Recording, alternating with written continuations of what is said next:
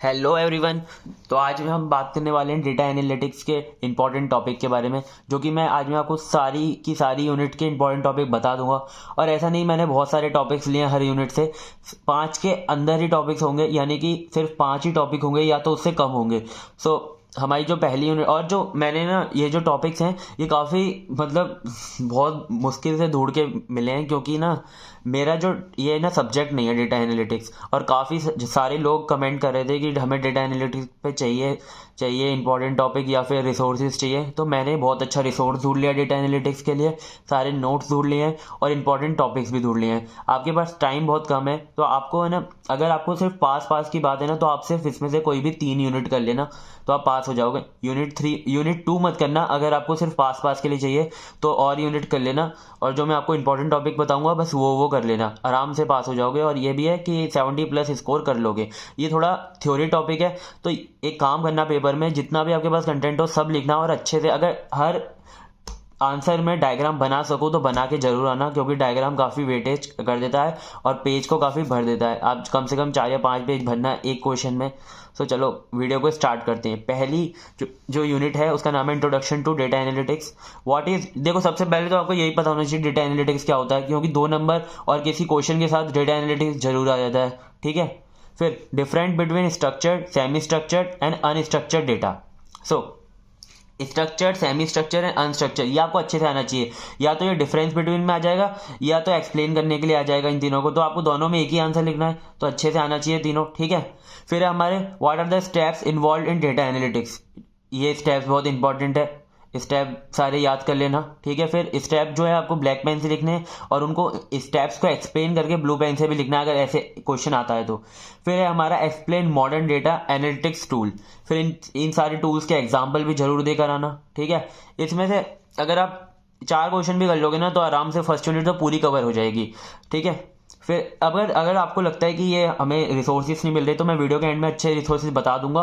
और अगर आपको लगता है ना कि आप आर्टिकल्स वगैरह से पढ़ सकते हो, तो आप बस गूगल पे जाके सर्च कर लेना। ये जैसे डेटा एनालिटिक्स आपने सर्च किया तो आपको बहुत अच्छी मतलब एक्सप्लेनेशन मिल जाएगा, जिससे कि आपको सब कुछ समझ में आ जाएगा। अगर आप यूट्यूब पे भी टॉपिक वाइज सर्च करोगे ना, सारे टॉपिक मिल जाएंगे। डेटा एनालिटिक्स थोड़ा नया सब्जेक्ट है, इस वजह से रिसोर्स अवेलेबल नहीं है, लेकिन मैंने काफ़ी अच्छा रिसोर्स ढूंढ लिया है, मैं आपको अभी बता दूंगा थोड़ी देर में।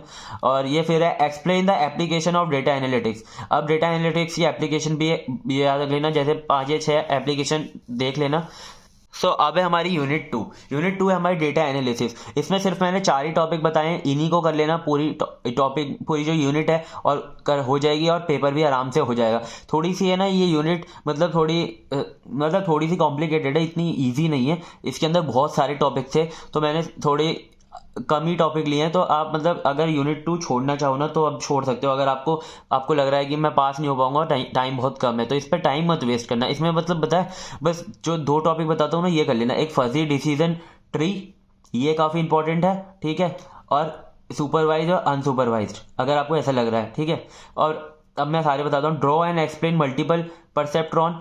देखो आप ज़्यादा अगर पेपर में परसेप्शन लिख दोगे, परसेप्शन मत लिखना, परसेप्ट्रॉन ही लिख कर आना। विथ इट्स लर्निंग एल्गोरिथम, उसकी एल्गोरिथम भी पूछी गई है। ठीक है। फिर हमारे बाइसन नेटवर्क, ये भी पढ़ लेना। सीधा आप गूगल पे सर्च करोगे आराम से बाइसन नेटवर्क, बहुत अच्छे से एक्सप्लेनेशन मिल जाएगा। ठीक है। Unit 3 mining data streams. ये भी यूनिट काफ़ी इंपॉर्टेंट है। इसमें जो स्ट्रीम मैनेजमेंट होता है, डेटा स्ट्रीम मैनेजमेंट, उसका जो आर्किटेक्चर काफ़ी बार पूछा जाता है, काफ़ी इंपॉर्टेंट है ये, इसे याद कर लेना।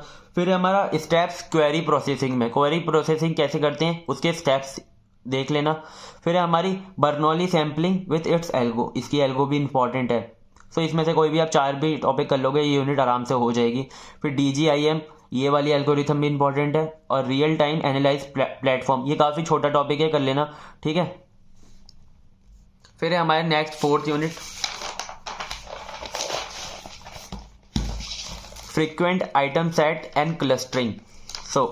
इसमें थोड़े एल्गोरिथम्स हैं, वो मैं आपको बता देता हूँ। ये जो सोन एल्गोरिथम और टाइवन एल्गोरिथम है ना, ये थोड़ा इंपॉर्टेंट है, इसको अच्छे से करना, सबसे पहले करना इसको। मतलब कि जब भी आप यूनिट करने बैठो ना, तो पहले आप फर्स्ट प्रायोरिटी टॉपिक्स ये हैं हमारे, इन्हें कर लेना सबसे पहले। फिर अगर ये हो जाते हैं फिर आगे बढ़ना। फिर है हमारा क्लिक भी इंपॉर्टेंट है, मतलब ये दोनों सबसे ज़्यादा इंपॉर्टेंट है। How can we improve the efficiency of apriori based mining, ये करना है।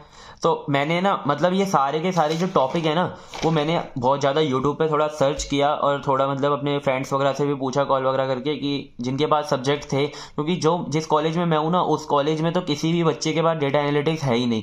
तो काफ़ी मतलब टाइम लग गया और काफ़ी लोग कमेंट कर रहे थे, तो मुझे लगा कि मुझे ढूंढना चाहिए, तो मैंने तो काफ़ी ढूंढा और यूट्यूब पे मुझे एक प्लेलिस्ट मिल गई है जिन्होंने 9 वीडियोस में शायद पूरा डेटा एनालिटिक्स कवर कर रखा है और मतलब सारे इंपॉर्टेंट टॉपिक ही करा रखे हैं और सारी यूनिट 20 या 22 मिनट की हैं। उन्हें आप देख लेना, अगर आपके पास टाइम कम है तो आप बस वो यूनिट देख सकते हो और सारे नोट्स मैं टेलीग्राम पे प्रोवाइड करा दूंगा। टेलीग्राम से जो भी नोट्स मिले आपको आप उनसे पढ़ लेना एक बार, ठीक है। और जो इंपॉर्टेंट टॉपिक है सबसे पहले ये कवर करना। सो नेक्स्ट है हमारी application frequent item set analysis की, ये भी कर लेना। फिर है हमारा फिफ्थ यूनिट में भी 4 ही टॉपिक हैं। हडूप थोड़ा इंपॉर्टेंट है, इसका है ना एक एल्गोरिथम आर्किटेक्चर होता है, उसे पढ़ लेना, इसके फीचर्स होते हैं, ऐसा आ जाता है शॉर्ट नोट ऑन हडूप, तो उसके अंदर सब कुछ आप लिख के आ सकते हो। एच बेस आर्किटेक्चर इसके अंदर है ना, इस सब्जेक्ट का ये जो सब्जेक्ट है ना थोड़ा सा ASC से सिमिलर है, एप्लीकेशन सॉफ्ट कंप्यूटिंग से और मशीन लर्निंग से।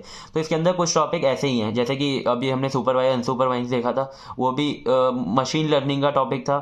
फजी डिसीजन ट्री ये भी हमारा सॉफ्ट कंप्यूटिंग का टॉपिक है, तो थोड़ा सा सिमिलर होते हैं ये, ठीक है। फिर हमारा SQL, no SQL and Apache Pig, ये थोड़ा कर लेना। इन तीनों में डिफरेंस नहीं, इनको डिफाइन करने के लिए आता है, ठीक है। फिर हमारी R programming with its feature, ठीक है, इसको थोड़ा सा डेफिनेशन देखना और उसके फीचर्स देख लेना, आराम से हो जाएगा। तो मैंने ना डिस्क्रिप्शन के अंदर वो जो 9 वीडियोस वाली प्लेलिस्ट का जो लिंक किया है ना, जो दिया है वहाँ पे, आप उसे ज़रूर देख लेना। वो मेरे को काफ़ी अच्छी लगी, मैंने देखी वो मतलब वीडियो, और मुझे काफ़ी ऐसा लगा कि वो अच्छे से एक्सप्लेन कर रहे हैं, आपको अच्छे से उसे जाके देखना चाहिए। काफ़ी ज़्यादा टाइम के बाद वो रिसर्च करने के बाद मिली है, और ये सारे जो टॉपिक्स हैं ये भी काफ़ी इंपॉर्टेंट है। इनमें इनको आप देख लेना और जब पेपर देने जाओ तो आराम से करके जाना सब कुछ, ठीक है। Best of luck for your exam.